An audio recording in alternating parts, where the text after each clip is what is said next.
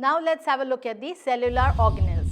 Cellular organelles include cell membrane, nucleus, mitochondria, ribosomes, endoplasmic reticulum, Golgi complex, lysosomes, peroxisomes and cytoplasm.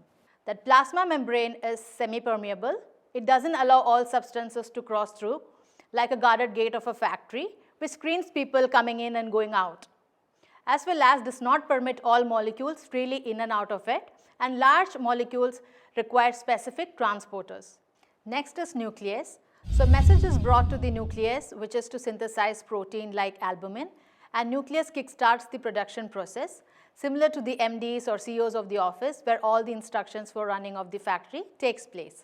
It has the blueprint of all the working, and it also stores the genetic information. Now let's talk about the structure of it. It is a double membrane organelle surrounding chromosomes and the nucleolus. It contains DNA, and processes like DNA replication, RNA synthesis takes place in the nucleus. So next is endoplasmic reticulum. These act as per the order from the nucleus to produce proteins, lipids, etc. So how do you explain that? So in a company, the MD's order is received by the frontline people or workers to start acting on the project to start production, right? So similarly, in endoplasmic reticulum, there are ribosomes which act as nano machines to produce proteins, and these ribosomes are compared to workers. Now let's talk about the structure of endoplasmic reticulum. These are a network of interconnecting membranes extending from the outer nuclear envelope. And now the types of endoplasmic reticulum. There is smooth endoplasmic reticulum and rough endoplasmic reticulum. So first let's discuss the smooth endoplasmic reticulum. Here ribosomes are absent, and that's why we say smooth. So ribosomes are absent, and these are the site of lipid and steroid hormones. Mainly these are found in lipid forming cells such as adipocytes, interstitial cells of testis, glycogen storing cells of liver, adrenal cortex cells, muscle cells, leukocytes, etc. Next, rough endoplasmic reticulum. These contain ribosomes, and these are the site of protein synthesis. So they are mainly found in protein forming cells such as pancreatic acinar cells, goblet cells, antibody producing plasma cells, Nissl granules of nerve cells, etc. So after plasma membrane, nucleus and endoplasmic reticulum, we will now discuss Golgi apparatus. Golgi apparatus is compared to a packaging department. So it is the sorting center for protein. So once a product is made, sorting occurs, address, dispatching. These takes place from here. Now if any error occurs at this stage, it is sent back to the endoplasmic reticulum to check and remake the proteins again. Alright, so now we will talk about the structure of Golgi bodies. So these are a collection of membrane enclosed sacs composed of 4 or more stacked layers of thin, flat enclosed vessels lying near the side of the nucleus. So in endoplasmic reticulum, it extends from the outer envelope of the nucleus. So unlike here, Golgi bodies, they lie near to the side of the nucleus.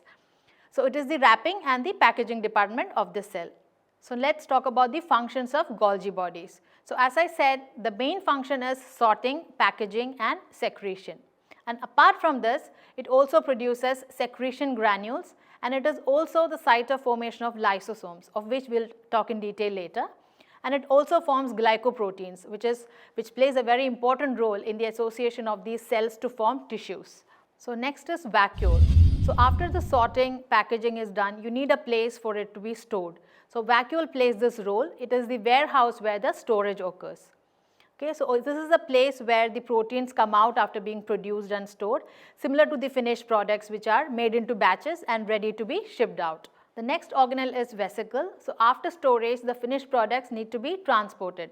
Similar to the finished products being loaded onto the truck and to be distributed, they help in the transport of proteins and other materials from one part of the cell to the another.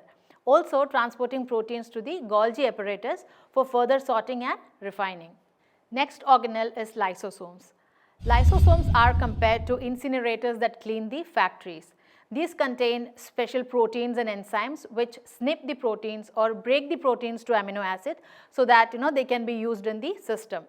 Now let's talk about its structure. These are very small membrane bound organelles. They contain around 50 different degradative enzymes which are active in acidic medium or acidic pH. They digest various molecules by processes like endocytosis or phagocytosis. And how do they do that? They either digest part of a cell or other cell that are no longer functional, or digest excess secretory products. So the next organelle is mitochondria. It's very important because it provides energy for the cell in the form of ATP to complete the task assigned. And that's why it's compared to the power generating units which are present in the factory, that which provides power to the factory to work. So now let's talk a little bit about mitochondria. It was first observed by a scientist named Kolliker in the year 1850 as granular structures in the striated muscles. It's also known as the powerhouse of cell. It produces energy in the form of ATP, adenosine triphosphate. What are the components of mitochondria? So it has an outer membrane, an inner membrane and a matrix. The outer membrane is studded with enzymes which are concerned with biological oxidation. Inner membrane contains ATPase and other enzymes which are concerned with synthesis and metabolism of ATP. Also enzymes concerned with electron transport chain. Next is the matrix. It is a space which is enclosed by the inner membrane and it is concerned with processes like citric acid cycle and respiratory chain oxidation, and other major metabolic pathways involved in oxidation of carbohydrates, lipids and amino acids, and parts of other biosynthetic pathways involving urea and heme synthesis also is located in the inner matrix. Now let's talk about the functions. Functions, as I already said, major pathways are the respiratory chain, the TCA cycle, or you can say the Krebs cycle, oxidation of ketone body synthesis, etc. Now let's have a look at these organelles and their major functions once again. So first is mitochondria, associated with citric acid cycle and oxidative phosphorylation. Next is endoplasmic reticulum. These have membrane bound ribosomes which are major sites of protein synthesis, synthesis of various lipids and metabolism of certain drugs.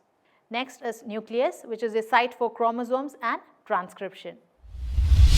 Next organelle is ribosomes, which are the site for protein synthesis. Lysosomes are a site of many hydrolases. They contain enzymes catalyzing degradative reactions.